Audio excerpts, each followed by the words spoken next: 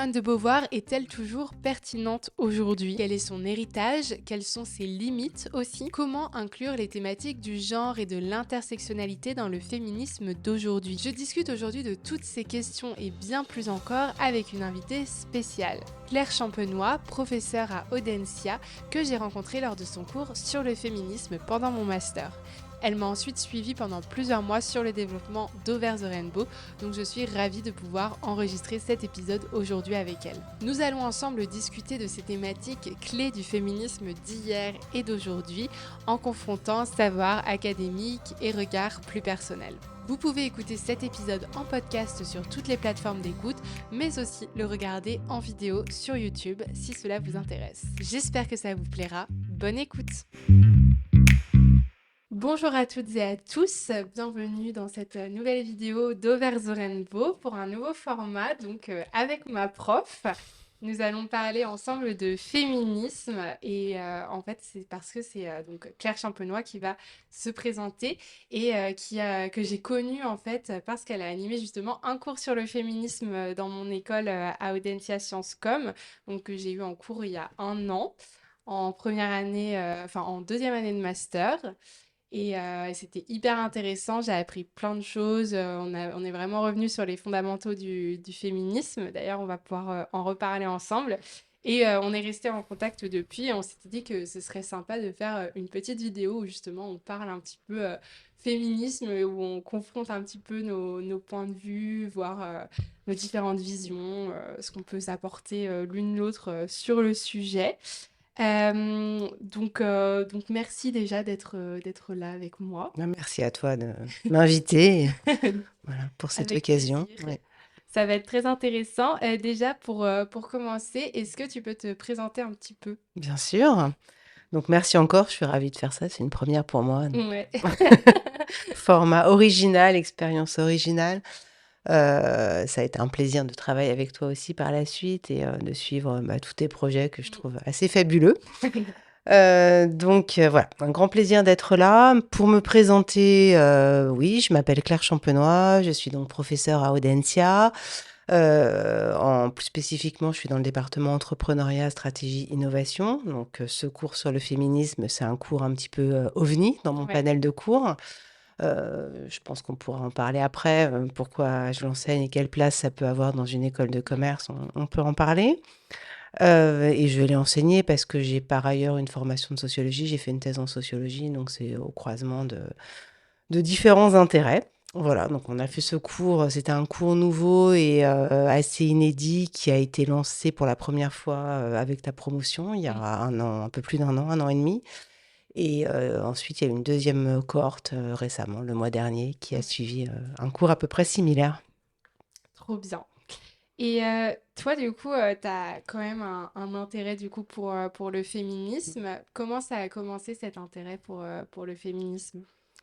Alors, c'est une histoire qui est probablement assez différente de la tienne, parce qu'on est aussi nés à des époques différentes. Moi, en plus, j'ai grandi dans une famille qui était... En fait, j'ai été éduquée selon des principes féministes sans le savoir et sans que ce soit dit.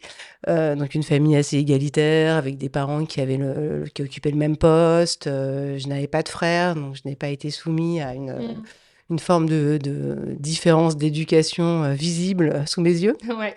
Et j'ai grandi dans une forme d'illusion d'égalité. Ensuite, j'ai fait mes études dans des environnements toujours très mixtes, en suivant une voie de réussite scolaire à la française. J'ai fait une prépa, j'ai fait HEC, donc des environnements toujours très mixtes, où il y avait quasiment autant de filles que de garçons. Et honnêtement, je vivais dans cette illusion qu'il y avait une égalité entre les hommes et les femmes. Parce que je n'avais pas été non plus confrontée à des violences sexistes, sexuelles, enfin voilà, très, très préservée. Et à une époque, donc moi j'étais adolescente et jeune adulte dans les années 90, où le féminisme était quand même mort, hein. C'était complètement différent de la période dans laquelle vous évoluez maintenant. Enfin, quand je dis vous, c'est les étudiants de ta génération. Le féminisme n'était pas un sujet. Je pense qu'on vivait donc pour ces personnes privilégiées, blanches, éduquées, urbaines, en tout cas, dans l'idée que c'était un combat qui était passé, que nos mères, nos grands-mères avaient fait le travail, que les femmes avaient obtenu les mêmes droits que les hommes, et donc que nous, on avait juste à en profiter, à construire un monde meilleur. Mais du coup, on était beaucoup plus sensibles aux inégalités sociales en général, aux questions d'injustice sociale en général, et assez peu aux questions d'inégalité hommes-femmes. Voilà, donc j'ai grandi, je me suis construite comme jeune adulte comme ça. Et puis, le changement, alors j'ai quand même lu, hein, des textes féministes, mais c'était de la culture générale. Pour moi, c'était assez abstrait. Et puis, je suis devenue mère. Donc, l'expérience de la maternité a été une expérience très forte en termes de féminisme, parce que j'ai été confrontée à ce moment-là au mythe de l'éternel féminin, où en gros, on me demandait comment je voulais élever mon enfant. Voilà, comment je voyais les choses. Et en fait, moi, pour mon premier enfant, je finissais ma thèse, j'étais en plein accaparée par mon travail à finir. Je n'avais aucun modèle d'éducation de petit enfant à côté de moi, voilà, par l'histoire familiale. Donc, j'étais complètement démunie et on me renvoyait à cet éternel féminin où, en tant que femme, j'aurais dû savoir comment on s'occupe d'un enfant, ce qu'on doit faire par instinct. Donc ça, j'avais lu Badinter et l'instinct maternel, donc je savais très bien que c'était socialement construit. Je me disais, mince, même maintenant, c'était en 2007, finalement, cet éternel féminin, on le retrouve là. Ensuite, il y a eu beaucoup, beaucoup d'événements, par exemple, tout le discours très normatif autour de l'allaitement, que je trouvais très culpabilisant pour les femmes qui n'arrivaient pas à allaiter ou même celles qui ne voulaient pas. Le fait que quand vous avez des enfants en bas âge, le point de contact naturel et constant, ce soit la mère. Alors que moi, mon conjoint s'occupait autant que moi des enfants, donc ça crée des situations parfois complètement absurdes. Donc comme ça, je retrouvais toutes ces inégalités finalement très fortes qui me surprenaient. Et puis le fait de vieillir, d'avancer dans la carrière professionnelle fait que j'étais aussi confrontée. Je constatais autour de moi le plafond de verre, les inégalités salariales, les inégalités de carrière homme-femme.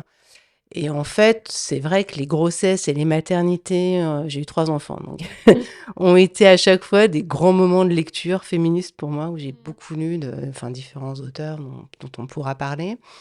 Peut-être pour comprendre ça, pour comprendre comment se construisaient ces inégalités de parcours professionnel. Par exemple, Dominique Méda, qui est une sociologue du travail, je trouvais ses travaux très intéressants. On parlera de Manon Garcia, Camille Frat-Vométrie. Mais voilà, j'ai lu beaucoup dans ces moments-là pour comprendre comment, c'était en 2010, enfin dans ces années-là, ces inégalités, ces stéréotypes perduraient. Et pour essayer de comprendre ça, qui pour moi, franchement, était un étonnement.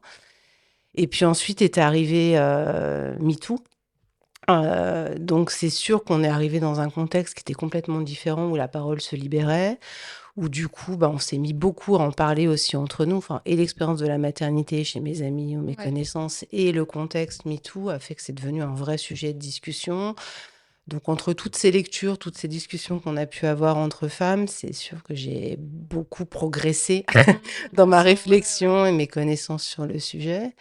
Et au moment où s'est offert l'opportunité de faire un cours sur le féminisme à des étudiantes qui, du coup, se formaient à cette époque, que je trouvais assez fascinante, de libération de la parole, je me suis dit que ce serait vraiment extraordinaire de voir votre point de vue de jeunes femmes post-MeToo, pendant MeToo.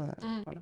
Ouais, parce que du coup, toi, tu avais vraiment vu une rupture aussi avec MeToo. Enfin, tu as vraiment senti un changement à ce moment-là? J'ai senti un changement dans le fait que le féminisme et les questions d'inégalité homme-femme devenaient un sujet d'actualité, ce qui n'était pas du tout à mon époque. Donc dans cette nouvelle parole des femmes et dans le retour du corps. On en parle pas mal dans le cours, mais c'est parce que c'était un sujet... le tabou du corps féminin, c'est quand même un des grands sujets du féminisme. Et là, dans toute cette libération de la parole, c'était quand même un sujet, une parole nouvelle qui émergeait et que je trouvais potentiellement assez émancipatrice. Ok. Et du coup, comment est venue l'opportunité de faire le cours sur le féminisme? Alors comment c'est venu? Sciences Com, donc le programme communication d'Audencia, avait ouvert un track, enfin un parcours thématique, autour des causes sociétales sensibles Ouais. et dans ce cadre, souhaitait développer un cours sur, féminisme, et genre et ils m'ont contactée en me demandant si je serais prête si j'étais prête à le faire. Bien sûr, j'ai dit oui. Voilà, ça s'est passé comme ça et ensuite j'ai proposé, un cours, enfin j'ai proposé un syllabus de cours comme ça se fait assez classiquement. Ouais, encore une fois avec cet intérêt très fort chez moi et aussi l'envie de discuter avec des étudiants et des étudiantes, j'espère qu'on aura les 2, Ouais. qui découvraient ces sujets-là à une époque complètement différente et Mmh. qui était quand même une époque, particulière. Mmh. OK. On va parler des grandes figures justement que tu as choisies Mmh. pour articuler le cours. Comment est-ce que toi, tu as fait les choix justement? Parce qu'on avait peu de temps, c'était un cours très, très rapide qui devait être très condensé. Comment tu as fait pour choisir les Mmh. thématiques à aborder, et les figures que tu Mmh. voulais faire étudier? Ça a été un choix déchirant. Non, c'est très difficile parce que c'est vrai que dès qu'on se met à vouloir monter un cours sur un format très, très court, Mmh. très bref, comme c'était le cas, c'est 3 jours et demi. Donc c'est un format un peu atelier, donc on sait qu'on pourra faire passer peu de contenu, vraiment. Enfin, Ouais. oui, forcément, il faut garder du temps pour, des interactions, des discussions. Enfin, on sait qu'en termes de contenu, ça va être, limité. Donc il faut faire des choix en plus sur un sujet aussi énorme que Mmh. le féminisme. Donc je me suis beaucoup interrogée sur les choix que je faisais, voilà, c'est sûr et puis, il y avait aussi pour moi la question de me dire finalement: «Qu'est-ce qui intéresse ces étudiants et ces étudiantes?» Je pressentais que, vous aviez un rapport au féminisme qui était très différent de personnes de ma génération et effectivement ça c'est enfin pour vous les réseaux sociaux sont une source Mmh. d'information, une source de formation au féminisme vraiment importante. Donc je ne savais pas du tout en plus que les étudiants et les étudiantes auraient lu. Mmh. On n'aurait pas lu. Bon, donc finalement, j'ai fait le choix de parler déjà de ce que je maîtrisais le mieux en me disant: «Bon, ça c'est quand même, un principe de base assez qui en général marche bien».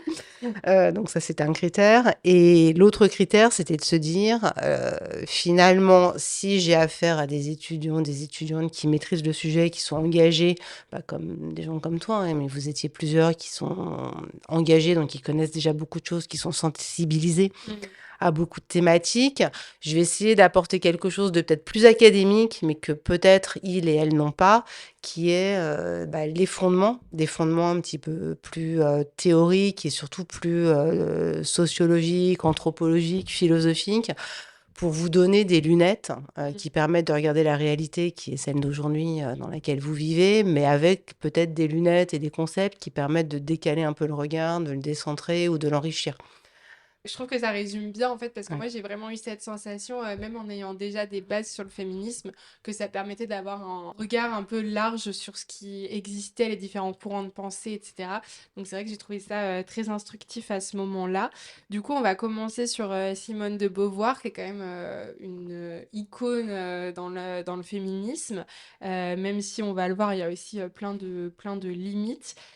Du coup, pourquoi avoir fait le choix de vraiment commencer le cours Mmh. par Simone de Beauvoir? C'est vrai qu'au début, je n'y avais pas pensé ou je pensais ne pas en parler Mmh. et puis enfin, je pensais avoir une approche plus historique et plus récente au départ et en fait, c'est vrai qu'en lisant, des textes, en me mettant à réfléchir au contenu, je revenais toujours à elle. Mmh. C'est-à-dire, c'était finalement ce qui arrivait, les ouvrages, les travaux les plus récents, faisaient très souvent référence à elle ou s'ils ne faisaient pas référence à elle, traitaient de thématiques dont elle avait, commencé à parler.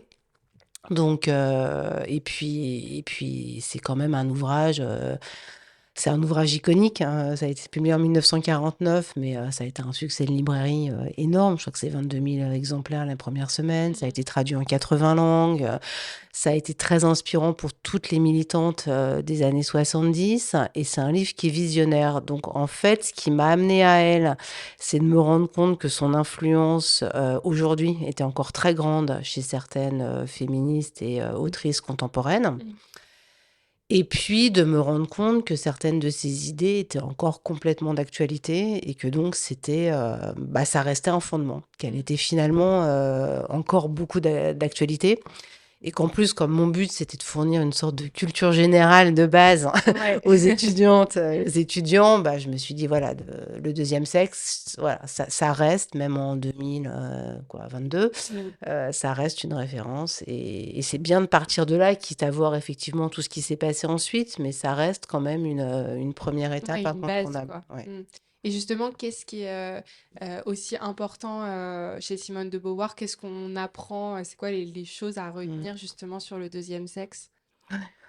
Chez elle, enfin, il y a différentes choses, mais il y a cette idée qui est résumée par la phrase iconique et probablement une des phrases les plus citées dans le féminisme, on ne naît pas femme, on le devient. Il y a cette idée que, enfin, elle déconstruit l'idée d'une essence féminine qui serait innée, d'une femme calme, douce, gentille, qui fait attention aux autres, et elle montre comment cette essence féminine est construite socialement et comment notamment toute, enfin l'éducation et elle déconstruit les mythes, hein, les Mmh. mythes autour des femmes, donc comment tous ces mythes sont construits et notamment, comment l'éducation joue un rôle dans le fait qu'on devient, une femme. Et donc ça, c'est quelque chose qui a été énormément travaillé ensuite. Mmh. Et c'est une des premières à énoncer cette idée que, la condition de la femme n'est pas enfin, ou en tout cas la domination de la femme n'est pas un résultat de, sa condition biologique, mais c'est un construit, culturel. Mmh. Et OK. donc ça a donné naissance à, ouais, quasiment tous les travaux Ouais, féministes ensuite bah, oui. qui reprennent cette idée et qui l'ont décortiquée. Ouais, c'est ça. Et justement, chez Simone de Beauvoir, elle parle beaucoup du fait que ce soit la société au final qui construise la femme, etc. Mais elle parle aussi beaucoup du corps de la femme et qu'est-ce qu'elle dit en fait, qu'est-ce qu'elle nous explique sur Mmh. le corps. Ça aussi, c'est très moderne et ça m'a frappée, dans ces années 2020, de me rendre compte que finalement, Simone de Beauvoir, elle a une approche phénoménologique. Donc Mhm. son approche théorique, c'est d'analyser l'expérience vécue des femmes. Elle se demande qu'est-ce qu'être une femme? Et elle ne le prend pas d'un point de vue abstrait, théorique, alors voilà, théoriser ce que serait être une femme, mais elle parle de l'expérience vécue. Donc, qu'est-ce que c'est qu'être une femme? Et une expérience vécue, c'est passe par son corps. On vit notre rapport aux autres, notre rapport au monde à travers le corps qui nous fait sentir, voir, toucher. Enfin, et ça, c'est quelque chose qui est au fondement de son approche. Et ce qui est spécifique chez elle, c'est qu'elle ne dit pas c'est le corps en général qui, comme pour un homme, hein, et un homme aussi, aborde le monde par le corps. Mais le corps est situé, donc en fait, il est dans une famille, dans une société, dans une école, enfin, à un endroit particulier, dans un couple. Et du coup, le rapport au monde par le corps est différent pour une femme et pour un homme.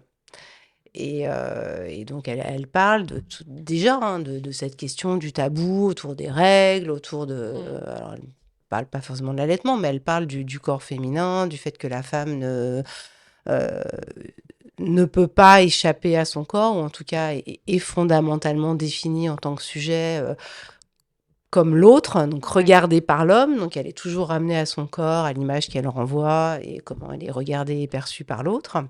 et comment elle vit son corps. Parce que ce qui est intéressant aussi avec Simone de Beauvoir, c'est qu'au final, faut aussi remettre dans un contexte où, quand elle sort le deuxième sexe, les droits des femmes sont complètement différents d'aujourd'hui. Enfin, on n'avait pas le droit de vote, on n'avait pas le droit à l'avortement, Mmh. enfin, si on avait le droit de vote, mais depuis très très très récemment, Mmh. pas le droit à l'avortement, enfin, pas le droit d'avoir un La compte en banque, contraception. pas le droit à la Mmh. contraception. Enfin, Mmh. c'était vraiment complètement différent. Et pourtant, ce qui est intéressant, c'est de voir que justement, en fait, ce qu'elle disait sur le rapport au corps, c'est encore hyper contemporain. Et notamment sur le mythe de la ménagère et tout ça, on en parlait un petit peu, qui au final est encore entretenu aujourd'hui sur les réseaux sociaux avec des femmes qui vont montrer leur intérieur parfait, etc. Donc, Mmh. Oui, ça, c'est un livre qui est vraiment avant-gardiste. Il y a certains passages qui sont datés, tu as raison, parce que ça a été écrit à une époque qui est totalement différente, où effectivement, il n'y avait pas tous ces droits Mm. que tu as mentionnés. Donc ça, évidemment, ça a avancé, ça a tout changé. Enfin, la libération sexuelle, elle a eu lieu avec le Mm. droit à la contraception, à l'avortement. Donc le rapport au corps des femmes a beaucoup changé. Et du coup, c'était d'autant plus inacceptable ce qu'elle a écrit. Enfin, elle a écrit sur les règles, sur le vagin, sur les ovaires. Enfin, elle a vraiment décrit le système génital et anatomique des femmes à une époque où c'était complètement tabou. Mm. Et d'ailleurs, elle s'est value, enfin, les foudres de Mauriac, voilà, qui dit mais c'est pas possible. Je crois que sa phrase c'était on saura tout du vagin de la directrice des temps modernes. Enfin, il a été vraiment très méprisant parce que ça ne se faisait pas Ouais, je me à rappelle. l'époque de parler du corps. Bon. Donc ça, c'était à cette époque, c'était d'autant moins acceptable, même si ça reste encore tabou aujourd'hui, sous certains points. Mm. Mais c'est vrai qu'il y a d'autres constats qui restent tristement d'actualité, hein, et Beauvoir espérait que son livre serait complètement daté quelques décennies après, et je pense qu'elle serait très triste de voir qu'il y a des constats qu'on peut transposer à notre époque. C'est que le mythe de la ménagère, il y a ces pages assez drôles hein, sur la ménagère qui arrive avec son plat de frites, qu'elle a préparé, enfin énormément d'efforts, énormément de temps pour préparer tout ça et pour le voir englouti en 3 secondes par sa famille. Et du coup, un sentiment de non-sens, en tout cas de récompense insuffisante par rapport à l'effort fourni. Et c'est vrai, quand on voit sur Instagram aujourd'hui des photos d'intérieur parfait, hyper bien rangé, alors très moderne, très esthétique, c'est une déclinaison moderne du mythe de la ménagère que dénonçait Beauvoir dans les années 50. Mm. Donc, c'est vrai que je pense qu'elle serait stupéfaite de voir voilà, au XXIe siècle, des femmes peuvent être autant investies et chercher autant de fierté dans le fait de montrer un intérieur parfait. Mm. Il y a une autre actualité aussi, c'est, je trouve cette mise en garde qu'elle avait. Elle a été très impliquée politiquement, Beauvoir. Elle a aussi été Ouais. elle a été une icône des mouvements féministes dans les années 70, donc bien plus tard que Mm. la sortie du livre. Euh, elle s'est impliquée aussi dans le MLF à cette époque-là. Et elle a signé, elle a organisé le manifeste des 343 Mm. salopes en 1971 pour demander le droit à l'avortement. Donc elle a eu plus tard cet engagement militant au moment où le militantisme s'est développé et elles sont venues la chercher. Mais elle a eu cet avertissement qui était de dire, alors je vais essayer de retrouver la citation exacte, rien n'est jamais définitivement acquis. Il suffira d'une crise politique, économique ou religieuse pour que les droits des femmes soient remis en question. Votre vie durant, vous devrez rester vigilante. Et ça, cette phrase, enfin, je l'évoque en cours et à chaque fois, ça frappe, Mm. ça vous frappe, parce que c'est vrai qu'en ce moment, on pense à ce qui se passe aux États-Unis Mm. avec la remise en cause du droit à l'avortement. Enfin, cette vigilance, on voit bien qu'elle est de mise et que quand je parlais de l'illusion dans laquelle moi j'avais pu vivre Ouais. dans les années 90, début 2000, sur l'égalité homme-femme, les combats féministes qui ne seraient plus à mener, cette phrase de Beauvoir reste complètement d'actualité. Donc j'ai beaucoup parlé là de Mm. Beauvoir, mais j'aimerais bien savoir du coup, toi, Capucine, éventuellement tes amis ou les autres étudiantes Ouais. du cours, qu'est-ce qui te parle chez Beauvoir? Qu'est-ce qui ne te parle pas?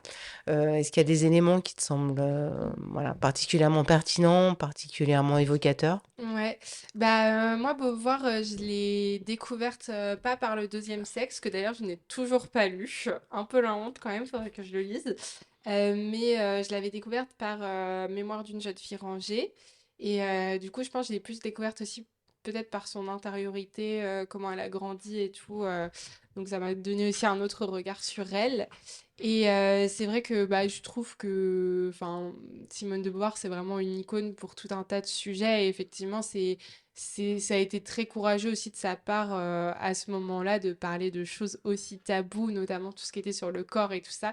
C'est vrai qu'aujourd'hui, quand on voit encore les réactions des fois des gens sur les sujets liés au corps des femmes, enfin, on se dit effectivement en parler il y a un peu moins d'un siècle, c'était quand même Mm. très, très courageux. Enfin, rien que sur les règles, par exemple, quand on se dit que je crois que c'est que en 2017 qu'on a arrêté d'utiliser dans les publicités un fluide bleu, là, et qu'on a enfin commencé à utiliser un fluide rouge. Enfin, je dis, ça a tellement pas de sens, en fait. C'était complètement débile. Et puis là, l'autre jour, j'ai vu une actualité qui m'a fait rire aussi, enfin fait rire. C'était Patrick Sébastien, donc un homme très distingué, n'est-ce pas, qui disait que vraiment, bon, que déjà il détestait le féminisme, le wokisme, cette époque, etc. Et que il comprenait pas les humoristes femmes qui faisaient rire en parlant de leurs règles, qui trouvaient ça vulgaire, etc. Alors que lui, il fait des chansons vraiment où il, il parle de son pénis à tout bout de champ. Donc vraiment, c'est assez drôle en fait de voir qu'il y a toujours ce double standard en fait sur le corps des femmes. C'est la honte, c'est sale, faut pas trop en parler. Surtout quand c'est des femmes qui en parlent. Parce que attention, des hommes qui font des blagues sur les corps des femmes. Quand on voit Jean-Marie Bigard par exemple, un bon exemple d'humoriste vraiment très très sexiste, très misogyne. Qui a pourtant eu beaucoup, beaucoup de succès en France. Mais par contre, si c'est des femmes qui, elles, se réapproprient le sujet, bah ça y est, en fait, on va leur dire qu'elles sont pas drôles, que Mhm. ça se fait pas de parler de ça, que c'est sale et tout. Donc c'est vrai que ça m'a fait, enfin là, le fait qu'on parle de ce sujet-là, ça m'a fait penser à cette actualité. Je me suis dit, mais en fait, on y est encore, quoi, à nous ramener au fait que ce soit sale, que ce soit honteux. Mm. C'est triste, quoi. Ouais, ça, on pourra en reparler à Mm. propos de Camille Fradvométrie, mais dans ce que tu dis, moi, je trouve intéressant, on retrouve l'idée de Beauvoir qui est de dire, en fait, l'universel ou ce qui est générique, c'est l'homme. Enfin, Ouais. c'est la façon de voir de l'homme. Donc, l'humour, Mm. c'est l'humour de l'homme. Et Ouais, c'est faire de ça. l'humour sur un sujet qui n'intéresserait pas un homme, bah, du coup, c'est autre chose. Oui, C'est c'est pas ça. de l'humour, c'est moins bien. Mm. Et ça, c'est vraiment le mécanisme de domination Mm. qu'elle met à jour, quoi. Ouais, d'où l'idée les femmes sont pas drôles, voilà. Tout à Tout fait. ça, ça en découle. Mm. Et sinon, moi, ce que je trouve intéressant aussi, c'est que aujourd'hui, on peut voir aussi les limites de Beauvoir sur certains Mm. sujets, et notamment, on en parlait, mais du fait que ce soit une femme blanche, bourgeoise, très privilégiée, et que c'est sûr que dans son ouvrage, il y a pas, enfin, on parle pas vraiment des autres classes sociales en fait, et on parle encore moins des autres expériences de femmes, et notamment des Mm. femmes racisées, voilà, qui elles subissent le racisme, etc. Ça, c'est un angle mort du coup qui est pas du tout évoqué par Simone de Beauvoir, et qui rend son ouvrage, je pense, complètement daté pour le coup sur ces Mm. sujets-là. Mais après, c'est sûr que bon bah c'était aussi une autre époque, et je pense que elle, ça lui est pas forcément venu à l'idée, Mm. donc je sais pas si on peut lui reprocher aujourd'hui, mais c'est vrai que quand on le lit aujourd'hui, quand on travaille sur de Beauvoir, c'est quelque chose qui nous frappe quand Mm. même, de voir que les contenus pour le coup intersectionnels sont complètement en dehors de ça. Mm. Mais en même temps, effectivement, il faut remettre dans le contexte, c'était en 1949. Mm. Et même encore aujourd'hui, les sujets d'intersectionnalité, c'est pas très commun, quoi. Donc, Mm. Oui, complètement. C'est vrai que sur cet aspect-là, c'est mm, daté, et c'est vrai que et ça a été critiqué pour ça, hein, comme étant un féminisme de femmes blanches, bourgeoises, privilégiées. mm, Et elle parle de cette position-là, ouais, mais et elle-même, plus tard, bah, quand elle a publié en 49, donc c'est quand même 20 ans après seulement que ça a été oui, en fait compris ou utilisé mm, pour des actes militants. Et à ce moment-là, elle a dit elle-même qu'elle réécrirait le livre maintenant, elle parlerait beaucoup plus du féminisme noir, enfin des mm, questions bah, elle a passé du temps aussi à New York, oui, elle a été très sensible aux questions de ségrégation raciale, etc. Mais ça, elle l'a découvert après, oui, bah elle oui, c'est l'aurait ça, ouais. intégré, si elle avait écrit le livre plus tard, Mm, elle-même a dit qu'elle aurait aimé intégrer plus ces questions raciales mm, et sociales en général. Mais c'est vrai que dans l'ouvrage, ça manque, enfin, dans la grille de lecture qu'elle a, ça manque complètement. mm. Maintenant, c'est vrai que, comme tu me dis, il faut Faut remettre dans le contexte, voilà, pas faire de etc. lecture anachronique. Ouais. Mais il y a autre chose que je trouve intéressant, c'est qu'elle, et qui est aussi assez moderne chez elle, c'est qu'elle a quand même eu elle était clairement bisexuelle, hein, ce couple libre Ouais. avec Sartre, et elle était clairement bisexuelle. Elle en parle étonnamment très peu dans le deuxième sexe. En tout cas, c'est quelque chose qui n'a pas été théorisé, et elle ouvre quand même déjà beaucoup à l'idée de la fluidité de l'identité sexuelle, qui a été ensuite beaucoup développée dans les théories du genre. Mais déjà, dès 49, elle parlait de cette fluidité, qu'on n'est pas forcément complètement toujours homme, toujours femme, toujours homosexuel, toujours hétérosexuel. Donc, elle introduisait beaucoup plus de fluidité là-dedans, à une époque où c'était quand même complètement inaudible. Oui, c'est sûr. Donc, mais ça, on pourrait aussi nous reprocher de pas du tout en avoir parlé très peu dans le deuxième sexe. Mm. Et puis, il y a une autre critique qui a été faite et qui est gênante quand on lit le deuxième sexe et qu'on est soi-même mère et qu'on n'est pas forcément malheureuse de l'être. C'est qu'en fait, elle a une vision de la maternité et de la vie domestique qui sont à pleurer, quoi. C'est Oui. vraiment, c'est horrible, quoi. C'est avoir des enfants, c'est une aliénation. C'est quand même une des causes de l'oppression féminine. C'est absolument source d'aucune valorisation, d'aucune reconnaissance sociale et en tant que sujet. Voilà, donc c'est une vision qui est quand même très noire et qui est quand même assez décalée Mm. de ce que peuvent vivre beaucoup de femmes qui, heureusement, sont Oui, sont aussi épanouies. heureuses.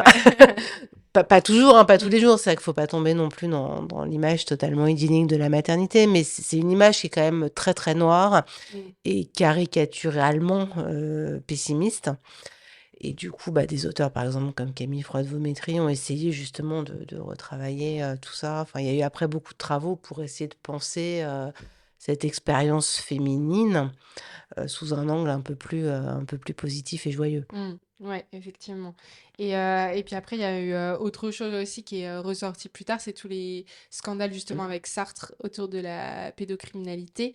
Et c'est vrai que du coup, pour les personnes qui savent pas forcément, Simone de Beauvoir a été accusée d'avoir eu des relations avec des étudiantes mineures, d'avoir jouer un peu un rôle de rabatteuse, je sais pas trop si on dit ça comme ça, mais de trouver des étudiantes pour les refiler après à Sartre.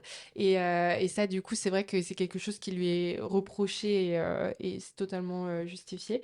Et elle avait aussi signé une pétition dans Le Monde en 1977 qui demandait à assouplir les dispositions du code pénal sur les relations entre adultes et adolescents.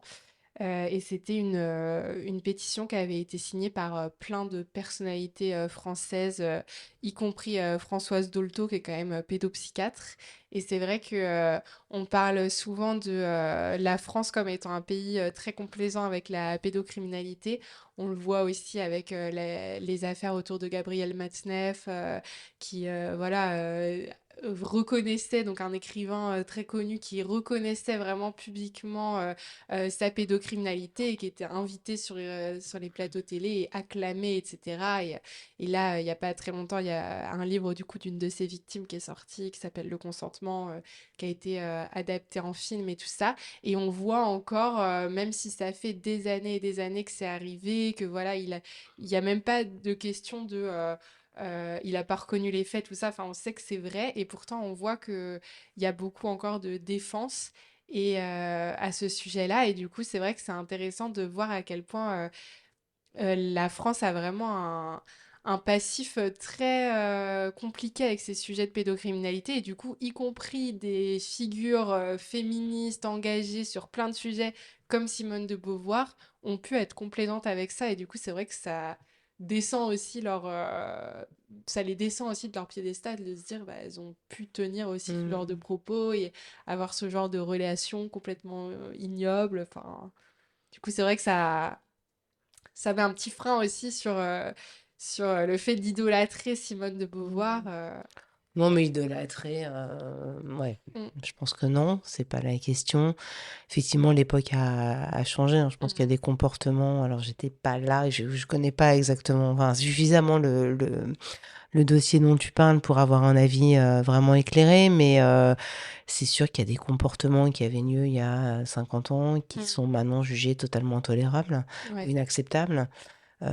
Donc, c'est une bonne chose.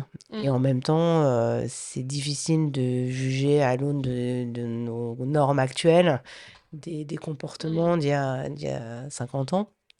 Donc, il faudrait regarder dans le détail. Mais bon, en tout cas, c'est bien qu'il y ait ces travaux historiques, quoi, qui sont Oui, bah faits. oui. Bah, c'est sûr que c'est Et important quand ouais, même de savoir que, ouais. parce que même si, enfin, ça n'enlève rien à tout ce qu'elle a fait, qui a été très important pour le féminisme actuel et tout, enfin, ça a donné vraiment des fondements hyper marquants qui, on voit, sont toujours pertinents aujourd'hui, etc.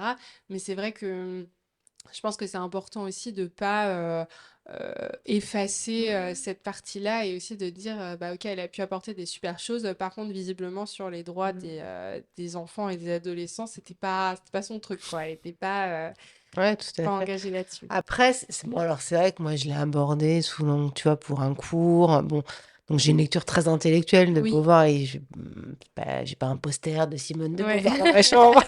Enfin, il n'y a pas d'idolâtrie. Effectivement, il y Mm. a aussi plein. Il y a d'autres sujets sur lesquels elle a été critiquée. Elle est critiquable, le couple avec Sartre. Enfin bon, c'est un autre sujet, mais euh, donc c'est vrai que moi enfin je suis assez peu sensible.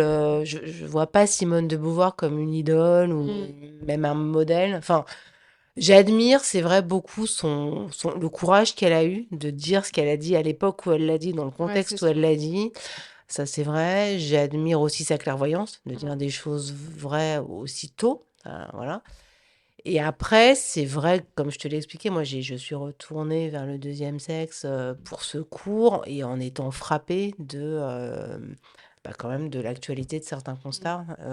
Malheureusement, hein, Ouais, ouais, mais ouais. c'est plus ça que je retiens, en fait. Mm. Ouais, ouais, c'est sûr. C'est vrai. Bah, en tout cas, très, très intéressant sur cette première partie. Et maintenant, justement, on pourrait parler des héritières modernes de Simone de Beauvoir, donc notamment Camille Froide-Vaumétry, dont on a déjà un peu parlé, et Manon Garcia. Et du coup, histoire de voir un petit peu, je crois que c'était le but du cours aussi, de voir comment est-ce qu'au final, la pensée de Simone de Beauvoir a permis de nourrir des personnes sur le long terme et qui continuent en fait à utiliser ces fondements-là aujourd'hui. Donc du coup, qui sont Manon Garcia et Camille Froide-Vaumétry? J'avais choisi ces deux autrices parce que elles sont des héritières de Beauvoir. Donc moi j'étais arrivée à Beauvoir par elles à Mm. nouveau, mais c'était intéressant de voir l'actualité un petit peu de cette pensée phénoménologique et féministe de Beauvoir. Alors Manon Garcia, déjà toutes les deux elles sont philosophes, même si Camille Froide-Vaumétry est juriste aussi. Mhm. Et Manon Garcia, elle est philosophe et de manière assez amusante ou étonnante, française, mais ayant travaillé aux États-Unis. Elle vient de revenir en Europe, mais elle est à Berlin. Parce qu'elle explique que le féminisme, les études féministes et notamment la pensée beauvoirienne reçoivent beaucoup plus d'intérêt outre-Atlantique que chez nous, Ok. où elle est plus vue comme la compagne de Sartre et il y a beaucoup moins de réflexions et de travaux sur sa pensée et donc avec de nouveaux développements contemporains. Donc ça, c'est Manon Garcia et j'avais choisi de vous parler d'un de ses livres qui s'appelle On ne naît pas soumise, on le devient. Donc avec Ouais. un petit clin Petite d'œil, référence à Simone. voilà, qui est récent, qui date de 2018 et qui est un livre dans lequel elle pose une question assez intéressante qui est pourquoi, en tant que femme, consent-on ou accepte-t-on de se soumettre? Donc, elle aborde la question de la soumission féminine non pas comme un état et comme quelque chose, un mal qu'on subirait, mais comme aussi un choix que font des sujets en partie. Et donc, pourquoi est-ce qu'on accepte de se soumettre?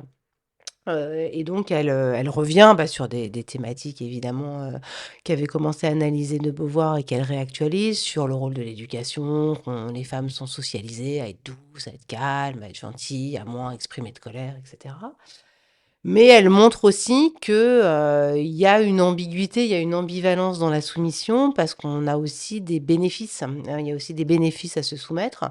Ça donne de la reconnaissance sociale, une forme de plaisir altruiste, hein, de faire plaisir, à l'autre, ça donne aussi du plaisir sexuel. Enfin, il y a un ensemble de bénéfices que les femmes retirent de cette soumission et donc pour elles, on est toujours enfin, il faut être consciente de cette ambivalence, dans laquelle on est forcément prise. Mmh. Et on l'est d'autant plus en tant que femme qu'on est quand même souvent, objectifiées.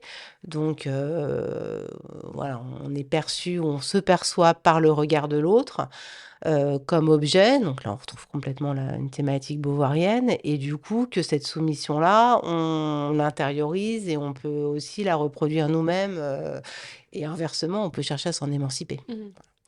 Donc c'est ça que je trouve intéressant chez Garcia et puis, elle en vient à des propositions sur après elle a travaillé sur le consentement, plus spécifiquement avec la conversation des sexes, et elle en vient en fait à une proposition qui est, bah, pour sortir des méfaits de la soumission quand elle devient oppression, quand elle devient violence, quand elle devient, néfaste, quand justement on sort du jeu en fait entre le fait de choisir la soumission et de ne plus la choisir.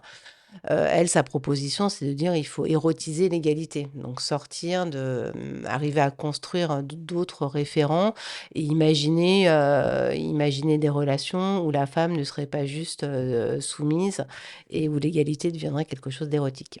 OK, intéressant. C'est vrai que c'est une relecture, du coup, beaucoup plus moderne, Mmh. et c'est sympa aussi le fait d'avoir repris vraiment la phrase un peu iconique de Simone de Beauvoir pour se la réapproprier, c'est très intéressant. Et du coup, sur Camille Froide-Vaumétrie? Bah, Camille Froide-Vaumétrie, donc qui est aussi française, philosophe juriste. Elle, ce que je trouve intéressant et la raison pour laquelle j'avais choisi de vous en parler, c'est qu'elle a complètement réintroduit le corps dans la pensée féministe. Donc elle a notamment écrit, un ouvrage qui s'appelle «Un corps à soi». Enfin, elle a travaillé sur différentes thématiques. Elle travaille sur les seins, elle fait des enquêtes, en fait, Mmh. sur la grossesse, je crois récemment, bon. Ouais. Et dans son livre «Un corps à soi», elle fait ce constat, assez intéressant qui est que finalement le corps a été un impensé de la pensée féministe, bizarrement. Mmh. Parce que finalement, bah, si on prend la première vague, donc les suffragettes, les femmes se sont battues pour obtenir le droit de vote. La deuxième vague, c'était la lutte pour les droits, pour, l'avortement, la Mmh. contraception et ben, finalement le corps a été vu comme, facteur d'aliénation, facteur d'oppression, donc il était peu pensé comme vécu, et positivement.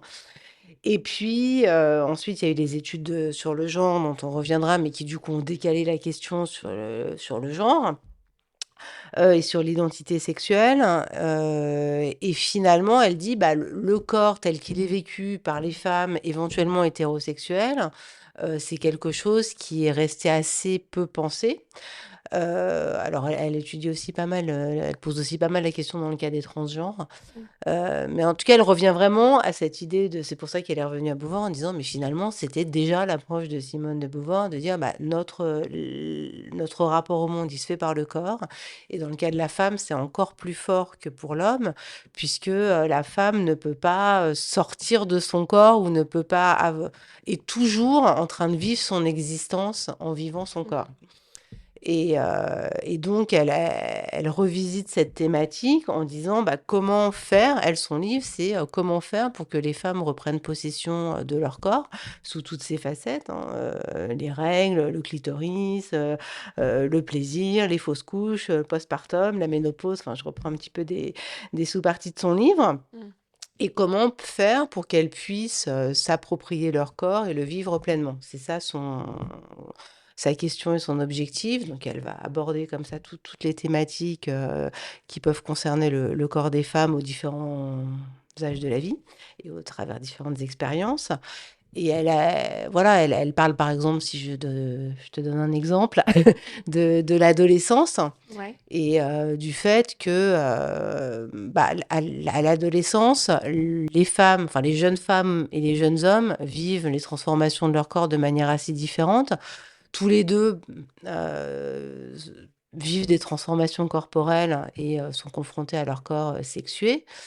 Mais chez la fille, l'arrivée des règles, des seins, en fait, c'est quelque chose qui est forcément visible, Mmh. qui est regardé et donc souvent pour les jeunes filles, c'est un moment où elles se mettent à être vécues ou être, on leur dit qu'elles vont être des proies. Elles sont ramenées à l'intérieur, on va commencer à chercher à plus les protéger, donc les ramener vers l'intérieur. Il peut y avoir aussi un sentiment de honte qui se développe chez certaines, à se mettre à vivre leur corps comme étant honteux parce que, voilà, on peut pas en parler, c'est quelque chose qu'on doit Mmh. cacher, on doit toujours faire comme si ça n'existait pas.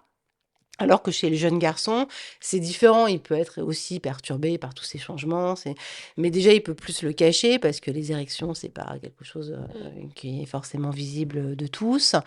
Et puis, c'est vécu chez les jeunes garçons ces transformations physiques sont quand même plus vécues comme une nouvelle liberté, une nouvelle puissance C'est plutôt d'agir, célébré, en fait. voilà, qui arrive. Donc déjà, enfin, elle analyse ça et déjà à ce moment-là, on voit la différence de vécu corporel et on voit déjà en fait les racines de la honte, corporelle qui va un petit peu suivre les femmes dans toutes les Mmh. époques Ouais. de leur vie. Ça, c'est assez intéressant. Et c'est d'autant plus intéressant, qu'elle en vient à la fin, aux voies de l'émancipation, hein, comment on peut sortir de tout ça, qu'est-ce qu'on fait avec tout Mmh. ça? Et elle plaide pour, une autonomie corporelle, enfin ce qu'elle appelle autonomie corporelle, en disant: «Il faut qu'on arrive à se distancier de ces représentations, concurrentielles et puis qui nous limitent en tant que femmes et arriver à chercher à jouir d'une indifférence corporelle, alors pas tout le temps, mais au moins à certains moments comme peuvent le faire des hommes ou, comme quand on est un homme, enfin j'imagine, Mmh. en tout cas c'est ce qu'elle dit, on peut à certains moments être, voilà en réunion, en train de faire du sport, en train de parler avec des amis, être Mmh. complètement, dans l'oubli de son corps et ça, c'est ce qu'elle appelle l'indifférence corporelle et elle appelle les femmes à développer ce rapport au monde aussi, Mmh. par moment. Très intéressant. Ouais, c'est vrai que du coup, j'ai découvert Camille Freud-Vométrie par le cours Mmh. et depuis, je la suis sur Instagram et tout ça. Et j'aime beaucoup son travail. J'ai pas encore eu l'occasion de lire ses livres, mais j'ai déjà lu des tribunes ou voilà, je la vois comment elle s'exprime sur Instagram et je trouve qu'elle a une vision très moderne du féminisme et justement très intersectionnelle, qu'on va y revenir en dernière partie. Mais c'est vrai que déjà, moi, ce qui m'a marqué là, c'est que justement, elle vient de sortir un nouveau livre qui s'appelle, je crois, Un si gros ventre, où elle parle de l'expérience de la grossesse. Et ce qui est intéressant déjà, c'est qu'elle parle du corps enceint, donc elle ramène vraiment au corps. Et elle inclut beaucoup aussi les personnes transgenres Mmh. dans leur vision et leur vécu de la maternité ou de la paternité. Et du coup, c'est vraiment très intéressant et je trouve que sur ce sujet-là, elle a une approche qui est particulière parce que des fois, aujourd'hui, on a vraiment un peu un clivage entre les féministes qui vont être totalement contre la transidentité et l'inclusion des personnes trans, etc., pour qui la femme va être justement ramenée à son corps, à la biologie, etc. Et l'autre vision des féministes qui va être plus, en fait, ça va être plus autour du genre et du coup, si une femme trans, c'est une femme parce qu'elle a un vécu de femme par le genre, etc.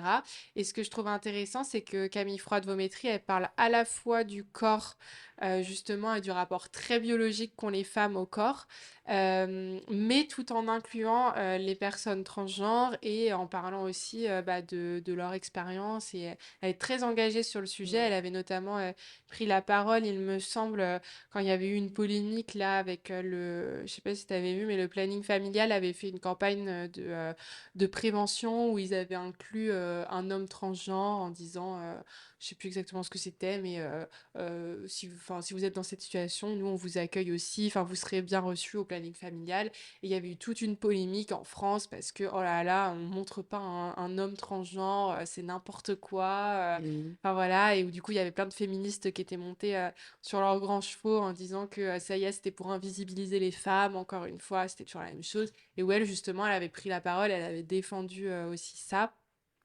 Et du coup, ouais, je trouve ça intéressant de voir comme au final, on peut être à la fois centré sur le corps et l'expérience du corps, sans faire abstraction aussi du genre et Mmh. de tout le reste. Donc Bah, c'est... ouais, ouais, non, c'est pour ça que je la trouve hyper Mm. intéressante et en ça, elle est beauvoirienne, hein. Elle a Ouais. modernisé une série, mais elle a cette idée de toute façon, on vit le monde par le corps, enfin, ou Mm. à travers notre corps, donc il faut en parler, il faut l'analyser, qu'on soit, cisgenre ou pas Mm. et en même temps, il y a, un construit social, il y a un vécu social qui existe et elle est vraiment Ouais. à regarder les 2 et l'interaction entre les 2. Mm. C'est pour ça que je la Mmh. trouve vraiment très intéressante, Mmh.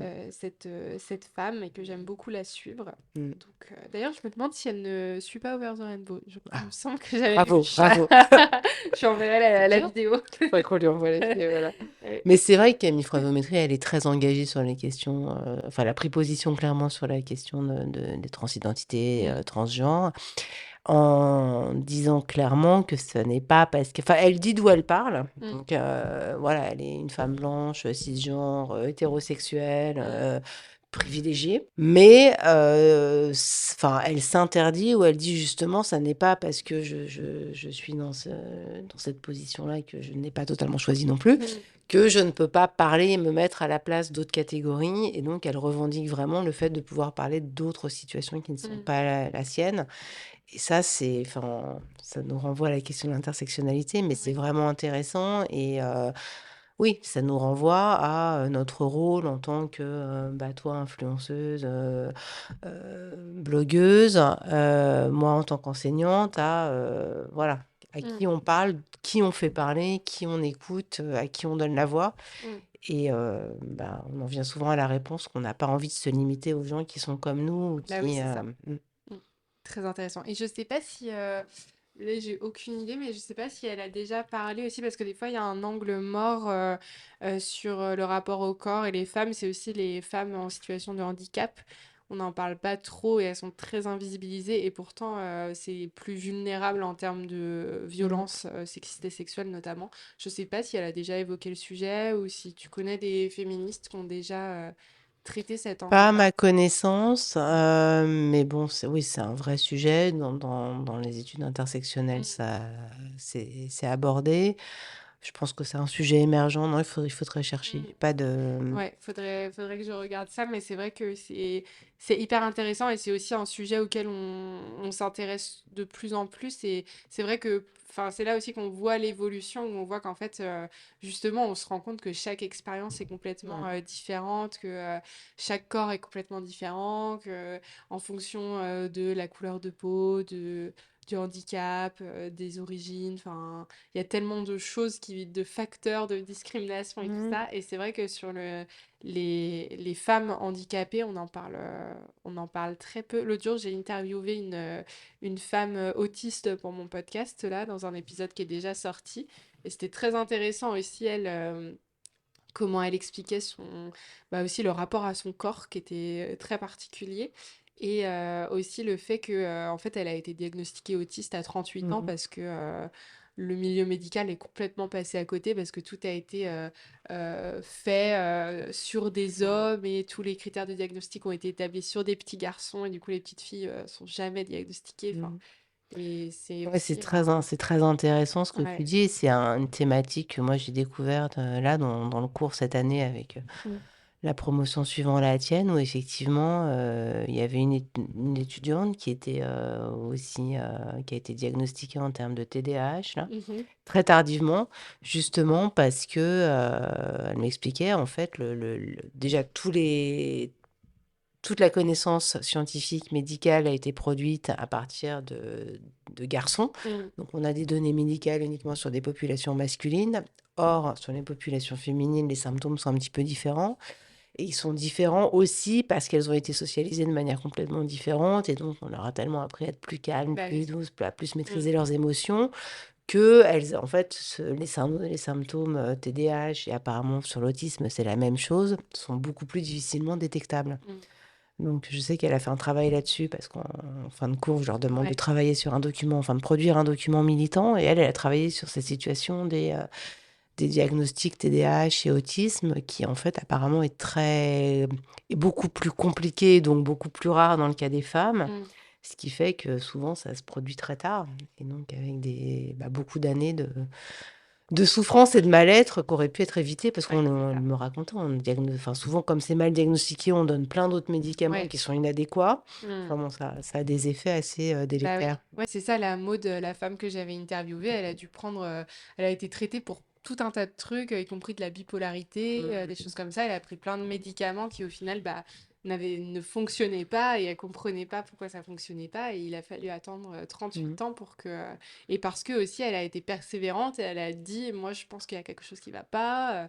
Et elle a été de médecin en médecin jusqu'à enfin avoir un diagnostic. Et c'est fou de devoir, enfin, de voir aussi le vécu des femmes. Mm. Et d'ailleurs, ça va nous faire après aussi une transition plus sur, pour aller vers l'intersectionnalité, pardon, dont on va parler vers la fin. Mais j'avais vu aussi, là, j'ai passé mon diplôme récemment en santé sexuelle.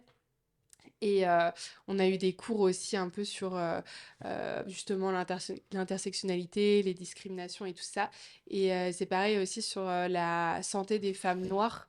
C'est hyper intéressant de voir que bah, déjà il y a tout un passif très compliqué parce que les femmes noires, notamment au moment de l'esclavage, ont vraiment été utilisées par des médecins pour faire des expériences. Par exemple, les techniques de césarienne ont été vraiment testées sur des femmes noires, des esclaves qui n'étaient pas du tout consentantes, où il n'y avait pas d'anesthésie, enfin c'était vraiment un vif, quoi, parce qu'on partait du principe qu'elles ressentaient moins la douleur. Et c'est vraiment frappant de voir qu'encore aujourd'hui, aux États-Unis, il y a des études qui montrent que les femmes noires sont moins bien prises en charge. Par exemple, en termes de cancer du sein, elles sont dépistées beaucoup plus tard que les femmes blanches, parce qu'on ne va pas les croire quand elles vont dire qu'elles ont mal quelque part. Et au niveau de tout le milieu gynécologique obstétrical, il y a énormément de violence. Et c'était impressionnant, j'ai plus les chiffres en tête là, mais de voir par exemple le taux de mortalité beaucoup plus élevé des femmes noires quand elles étaient accouchées par un médecin blanc, et même le taux de mortalité des bébés noirs aussi quand ils sont pris en charge par des médecins blancs. Et c'est vrai que c'est fou quoi, et c'est dommage parce que c'est des études qu'on n'a pas en France avec tous les principes ethniques et tout ça. On n'a pas le droit de faire d'études ethniques, mais c'est dommage parce que du coup ça cache vraiment un problème qui est hyper intéressant. Et du coup bah voilà, pour revenir à ces thématiques de corps, c'est intéressant aussi de voir que vraiment en fonction de plein de facteurs, le vécu du corps des femmes va être complètement différent. Ouais, et puis que toutes ces études-là vont être de plus en plus faites Mm. et il va y avoir de plus en plus de Heureusement, ouais. données sur tous ces sujets. Mm. Ça, c'est le début, je pense. Ouais, c'est ça. Du coup, on avait un petit peu évoqué déjà ensemble les sujets de transidentité, tout ça, donc ça va nous faire une bonne transition, c'est le cas de le dire, sur le sujet du genre, avec notamment Butler, qui a apporté vraiment la question du genre dans le féminisme.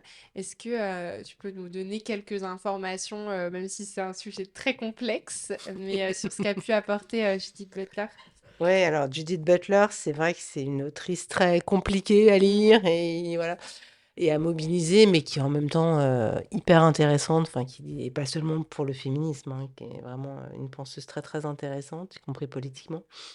Et donc j'en avais parlé un petit peu dans le cours parce que c'est vraiment le fondement, en tout cas l'icône de la théorie du genre, même s'il y avait eu des écrits avant elle hein, sur la question. Judith Butler, c'est une philosophe qui travaille à l'université de Berkeley aux États-Unis. Et voilà, elle est reconnue comme la fondatrice enfin en tout cas une des fondatrices des théories du genre. Et avec cette idée donc en introduisant cette distinction entre sexe et genre, donc le sexe c'est le vécu biologique et le genre c'est le vécu plus social ou plus sociologique.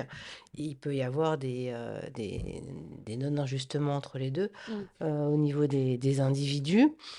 Et elle propose cette idée intéressante. Donc son ouvrage le plus connu, c'est Troubles dans le genre, Mm. Gender Trouble, qui a été traduit en France assez tardivement, mais qui est pas ressorti dans les années 90 aux États-Unis. Et dans Gender Trouble, elle analyse le genre comme une performance. Donc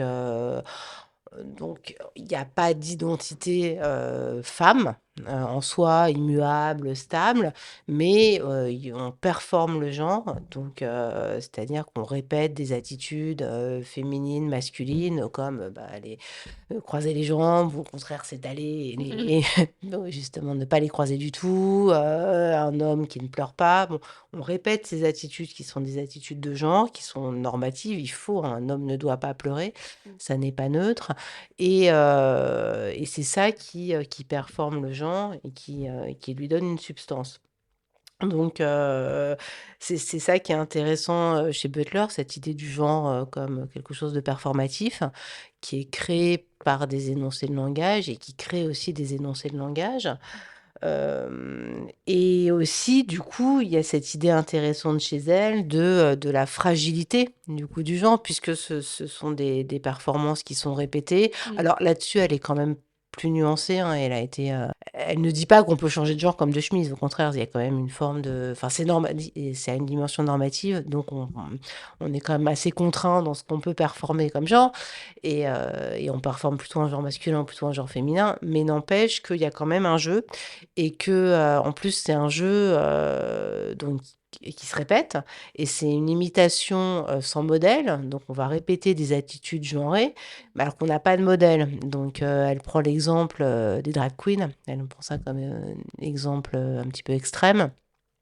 Des drag queens qui, du coup, vont subvertir, vont inverser les normes de genre, donc répétant des attitudes masculines enfin féminines en étant, des corps d'hommes et pour elle, le fait enfin, tout ce jeu d'inversion, de parodie des normes de genre montre qu'en fait, il y a quand même une forme de jeu, il y a une forme de théâtralité et que donc il y a aussi une forme de liberté pour nous, qu'on imite en fait ces normes de genre de façon, toujours imparfaite. Donc Mmh. on se sent toujours insuffisamment, masculin ou féminin. On sent toujours qu'on n'est pas assez comme il faudrait.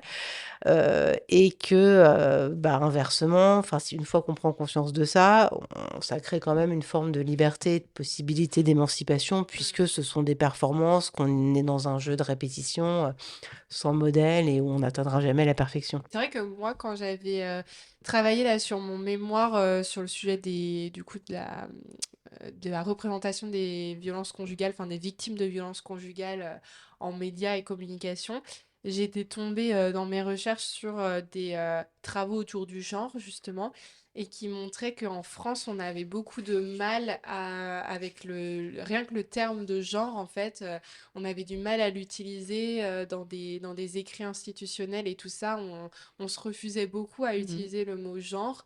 Même quand on traduisait des textes en anglais qui, eux, faisaient bien la distinction entre gender et sexe, nous, on allait tout traduire par sexe parce que en France, on voit le mot genre comme tout de suite très politique et si on parle de genre, c'est tout de suite associé au féminisme et à la déconstruction et tout ça. Et il y a vraiment une crispation, j'ai l'impression, en France sur ce sujet-là. Et du coup, ça m'étonne pas qu'elle ait été traduite plus tardivement.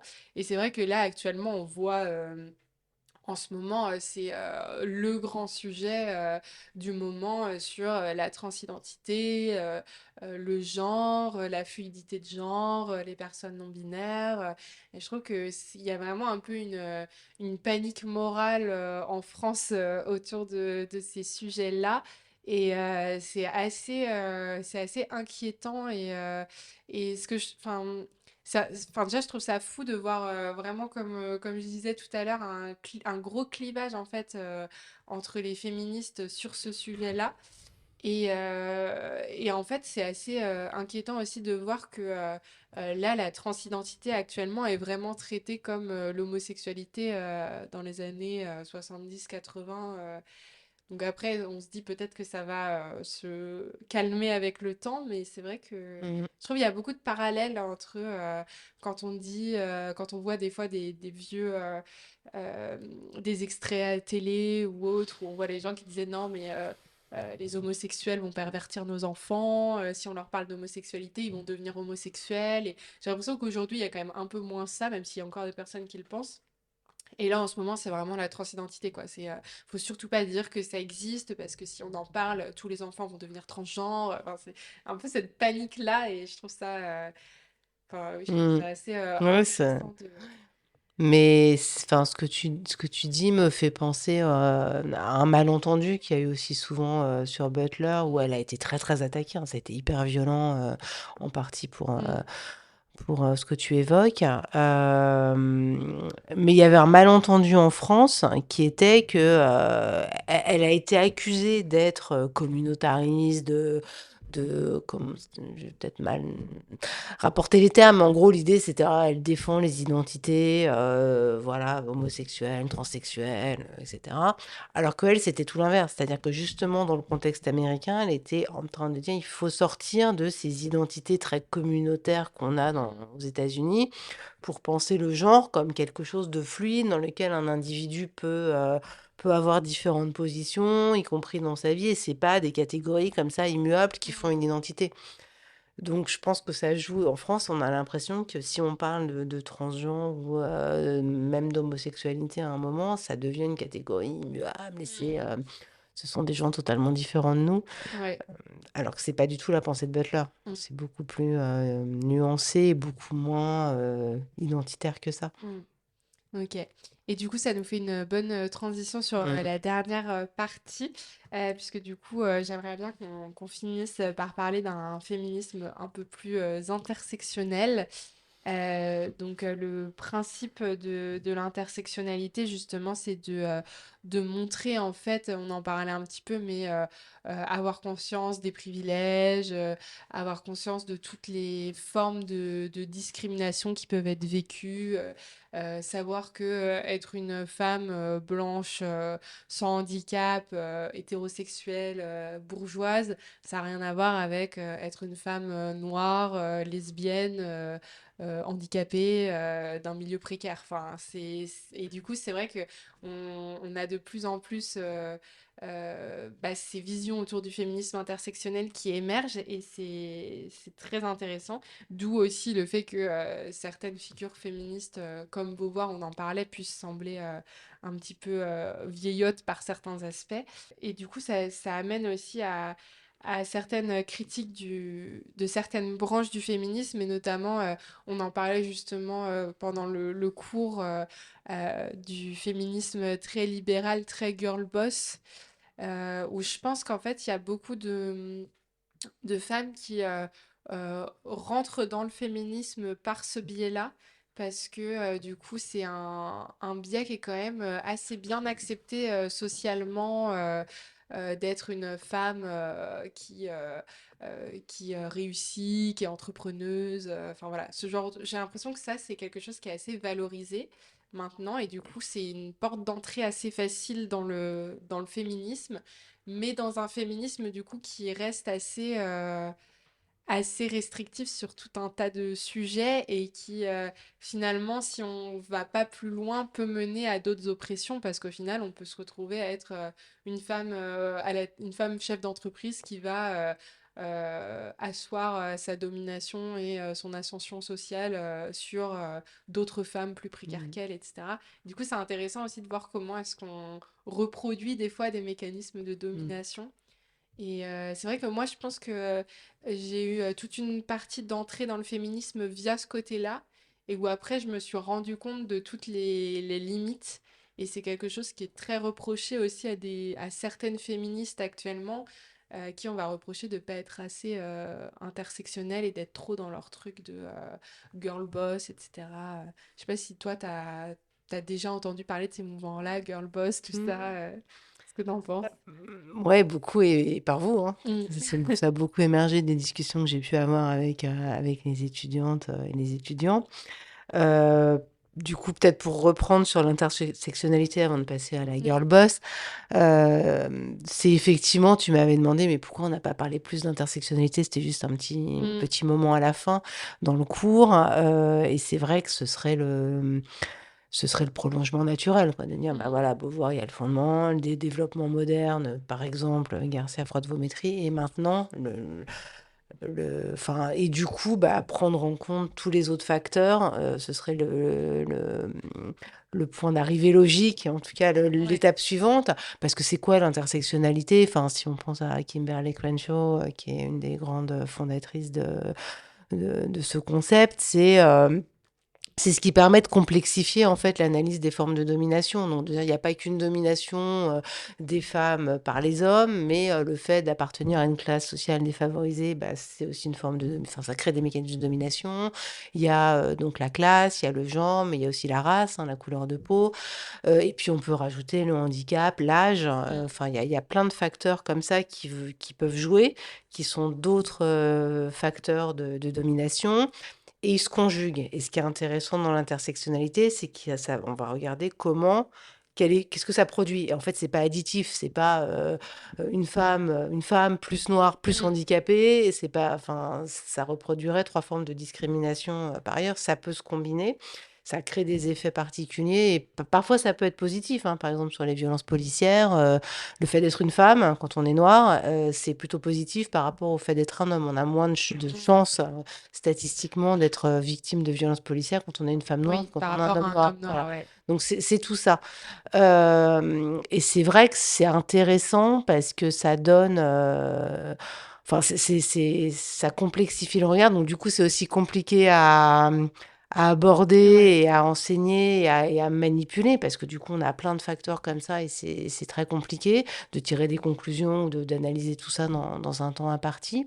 Mais c'est très, très intéressant. Et puis, je trouve que c'est d'autant plus intéressant dans le contexte actuel où on est face à des enjeux, des objectifs de transition écologique, transition sociale, et que du coup, si on pense que dans l'un ou que dans l'autre, on va dans le mur. C'est-à-dire si on pense former ou agir pour la transition écologique, mais qu'on est hyper sexiste, ben, on va pas produire plus de justice sociale.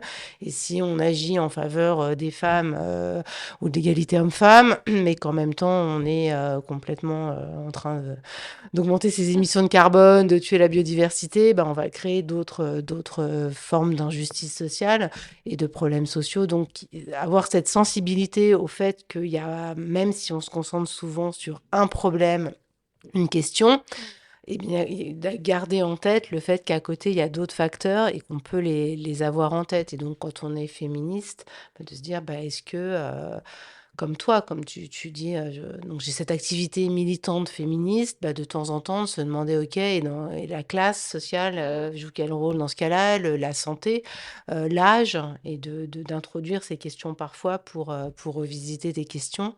Et enfin, ça vaut à tous les niveaux, dans des Mm. cours, dans des décisions en entreprise. Donc ça, je trouve que c'est vraiment porteur et à mon avis, c'est vraiment ce qu'on va développer dans les écoles en général et dans les écoles de management en particulier. Mm.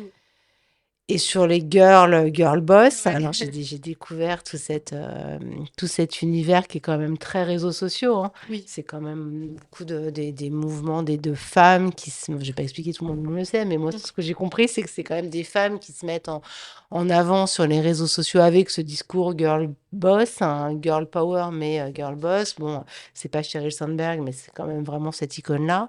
Donc il y a un côté très caricatural, c'est des icônes, enfin on connaît peu de femmes qui sont réellement comme ça. C'est assez déconnecté de la réalité et c'est vrai que voilà, c'est une image qui reflète l'idéologie et le mythe néolibéral du succès économique, des femmes qui sont jeunes, qui sont minces, qui sont blanches, qui sont diplômées, qui gagnent de l'argent. Bon, donc il y a tout ce mythe-là qu'elle véhicule et qui est très proche d'une thématique que moi j'étudie par ailleurs dans l'entrepreneuriat, c'est l'enterprising self, donc le soi entrepreneurial, qui est une injonction sociétale à réussir, à Mm. gagner de l'argent, à être beau, à être jeune, à être sportif, voilà. Et du coup, bah, on retrouve les mêmes travers qui Ouais. sont que du coup, ça crée un sentiment de mal-être chez beaucoup de gens, donc là en l'occurrence de jeunes femmes, hein, on en parlait avec les étudiantes il y a quelques semaines, qui se disaient, bah, moi, pendant le confinement, à force de voir ces images-là, etc., je me disais, bah, j'ai tout raté, quoi. J'ai rien fait. Enfin, j'ai pas fait assez, je suis pas assez. Alors qu'en fait, c'est l'image véhiculée qui est elle-même mensongère et voilà. Donc, Oui. il y a aussi là un travail de déconstruction et de réappropriation de ce qu'on fait, du sens qu'on donne à ce qu'on fait, du plaisir qu'on y trouve. Mm. Voilà, donc un peu de distance par rapport au mythe de la girl Ouais, boss. ouais, c'est ça. Et puis, il y a aussi ce truc de pas tomber dans le toujours dans les extrêmes en fait, parce que Mmh. à la fois il va y avoir le côté bon bah moi je veux pas du tout tomber dans la femme au foyer qui s'occupe de ses enfants et qui n'a pas du tout d'autre occupation parce que je vois la maternité comme une aliénation dans la veine de Beauvoir, etc. Et du coup, on tombe dans l'extrême opposé de alors moi, Mmh. je veux pas du tout d'enfant, je veux être à fond sur mon travail, je veux faire que ça dans la vie, je veux grimper tous les échelons possibles, je veux avoir une grande entreprise, je veux gagner beaucoup d'argent. Et au final, à chaque fois, on se retrouve dans des modèles de culpabilisation au final des autres femmes qui font pas forcément les mêmes choix que nous. Et en plus de ça, on montre un modèle qui est pas forcément atteignable, tout comme l'idéal de la femme au foyer qui a son intérieur toujours bien rangé et pour qui tout se passe bien avec ses enfants, qui est hyper épanoui, etc. Alors qu'en vrai, enfin, ça se passe pas toujours comme ça. L'idéal de la girl boss qui réussit tout, qui se lève le matin, qui est déjà toute fraîche, qui fait sa petite morning routine Ouais. à 5 heures. J'ai découvert aussi la morning routine et ouais, la pression de la morning routine Ouais. par vous. Oui et puis, je crois que ce qui est important, c'est enfin, de se reconnecter à soi et de se Mm, dire, finalement, à la rigueur, si on a envie d'être femme au foyer, de ne pas travailler, de s'occuper d'enfants et mm. que, bah, c'est tout à fait valable. Enfin, Ouais, il y c'est a ça. pas de sortir, de prendre de la distance par rapport à certains modèles sociétaux qu'on nous impose pour, se dire: «Qu'est-ce qui fait du sens, Mm, pour moi, pour les gens avec qui je vis, pour le monde dans lequel je vis?» Et ça, on a tous des réponses qui sont différentes, donc ouais. et c'est tant mieux. Mais il y a ça et puis à chercher aussi peut-être l'universel de qu'est-ce qui nous relie, comment on fait société ensemble, qu'est-ce qu'on a en commun alors qu'on a tous ces expériences individuelles, différentes. Parce Mm, qu'il y a des choses qu'on a en commun, qu'on a envie ouais, c'est de sûr. partager, de vivre ensemble. C'est sûr. Mais je pense qu'effectivement, aujourd'hui, le féminisme tend de plus en plus à ouvrir des portes et des perspectives, je pense, aussi bien sur le fait d'ouvrir les yeux et de voir aussi des situations et des personnes qu'on ne voit pas Mmh. forcément quand on est dans son vécu à soi, en fait, de prendre conscience de ses privilèges, etc. Voilà. Mais aussi ouvrir les yeux sur le fait que sa vision de la réussite et de l'épanouissement en tant que femme, ça va pas forcément être la même qu'une autre femme et pas rentrer dans la culpabilisation. Mmh. Et puis, enfin, moi, je veux pas faire ça non plus dans le sens où s'il y en a qui sont très épanouis dans leur truc de girl boss et que ça leur convient et qu'elles tombent pas dans un truc au final exploiter d'autres femmes pour réussir ou même d'autres des hommes, enfin voilà, d'exploiter les autres pour réussir et qu'elles s'épanouissent là-dedans, bah tant mieux, on va pas non plus leur interdire, mais c'est juste que je pense que c'est important à chaque fois d'ouvrir le regard en fait sur toutes les autres expériences possibles et sur le fait que ce qui nous convient à nous ne conviendra pas Mmh. forcément à quelqu'un d'autre Non, enfin, ouais. je pense que c'est ça un peu les enjeux du féminisme actuel, en tout cas moi je le vois comme ça, Mmh. et de faire attention aussi à laisser à rendre les choses accessibles parce qu'il y a aussi l'idée, enfin pour beaucoup de personnes, que le féminisme c'est pas accessible, que c'est trop compliqué, parce qu'au final il y en a, enfin ça se complexifie aussi et c'est très bien parce que avec toutes ces thématiques d'intersectionnalité, de genre, de questions LGBTQ+, et tout ça, il y a des personnes des fois elles ont l'impression qu'il va y avoir trop de choses qu'elles vont pas comprendre et que elles vont arriver et qu'elles vont se tromper sur un mot et que on va leur taper sur les doigts et leur dire oh là là mais t'es sexiste, t'es transphobe, ça va pas, t'as pas ta place, Mmh. etc. Donc je pense que c'est ça aussi l'enjeu aujourd'hui, c'est de réussir soit à ouvrir les yeux, etc., mais aussi de pas tomber dans un truc de culpabilisation des gens qui sont pas au même rendus au même level que nous de déconstruction et tout ça, et du coup de réussir à rester dans une forme de pédagogie et de tolérance aussi des personnes qui ne sont pas forcément formées.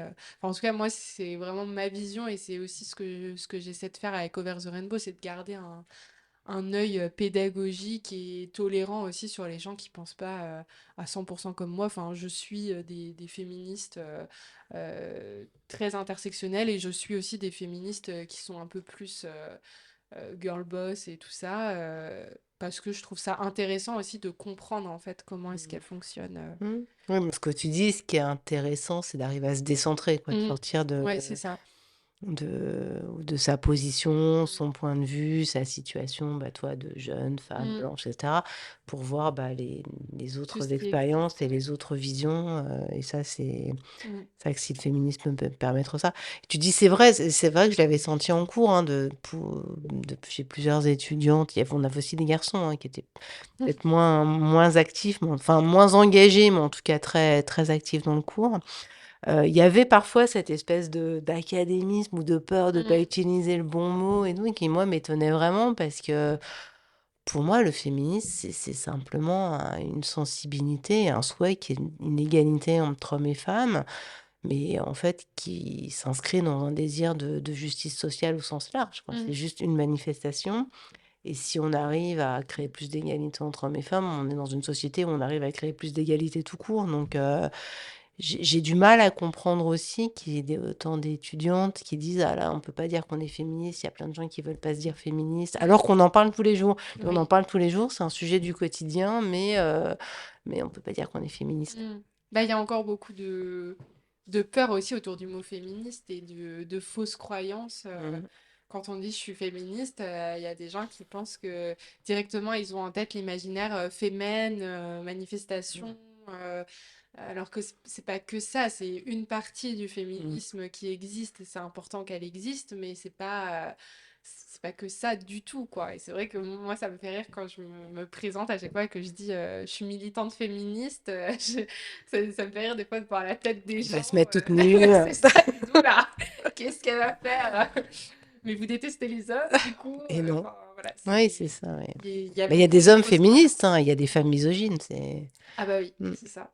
Donc Mmh. c'est très intéressant. Bah, en tout cas, c'est important, je pense. C'est un peu l'enjeu, je pense, sur un cours comme ça, de réussir sur la fin à justement ouvrir vers le côté intersectionnel, donner des noms de femmes féministes noires ou d'origine asiatique ou des Premières Nations aussi aux États-Unis, au Canada, etc. Enfin, il y a plein d'autres regards en fait à aller explorer pour Bah, apporter déjà, il des faudrait choses. commencer par Bell Hooks, qui Ouais, est, mmh, mais très qui bon raconte exemple. ce que tu dis un petit peu, de dire c'était dans les années 70 et déjà donc féministe noire, Mm, voilà, des racines du féminisme noir et qui disait en fait, bah, on n'ose pas elles se sentaient pas du tout concernées par le féminisme blanc parce mm, qu'elles étaient noires et pour elles, c'était trop compliqué, c'était des sujets en fait, leur problème, c'était comment je nourris mes enfants et je me fais pas taper par mon mari, hein, je mm, caricature. Donc enfin, c'est ce qu'elle raconte, hein. Donc en disant: on va développer», en fait, elle est passée par la théorie pour militer, en disant: mm. «Pour, arriver à avoir de l'impact, il faut qu'on développe une théorie et des concepts qui nous permettent de changer cette situation de domination de la femme noire qui est différente de la domination de la femme blanche, bourgeoise américaine». Et voilà, du coup, Mm. Ça rejoint un bien. nouveau cycle. Ouais, c'est ça. Bon, bah, très bien. Bah, merci beaucoup pour cet entretien. Merci à toi, C'était Capucine. très intéressant de pouvoir discuter ensemble. J'espère Mmh. que l'expérience t'a plu. Beaucoup et puis bravo pour, voilà, bravo et bonne chance encore pour tous tes projets et tous tes Merci. pro Merci beaucoup et merci à vous du coup d'avoir écouté l'épisode ou regardé la vidéo si vous l'avez regardé. Et n'hésitez pas du coup à vous abonner si cela vous a plu et à nous dire aussi ce que vous en avez pensé. Merci beaucoup, bonne journée et à bientôt. Merci à toutes et à tous d'avoir écouté cet épisode un peu particulier. J'espère que ce format vous a plu. En tout cas, merci beaucoup à Claire d'avoir accepté d'enregistrer cet épisode avec moi. Donc j'espère que notre discussion vous aura aussi intéressé. En tout cas, de mon côté, c'était très plaisant d'échanger. Je vous dis à très vite pour un nouvel épisode de podcast ou une nouvelle vidéo YouTube. Comme d'habitude, vous pouvez me retrouver d'ici là sur tous mes réseaux sociaux pour du contenu d'actualité. Si vous avez aimé ce format, pensez à le partager autour de vous et à me faire un petit retour sur le sujet. Ça fait toujours plaisir. Prenez bien soin de vous, prenez soin des autres et à très vite.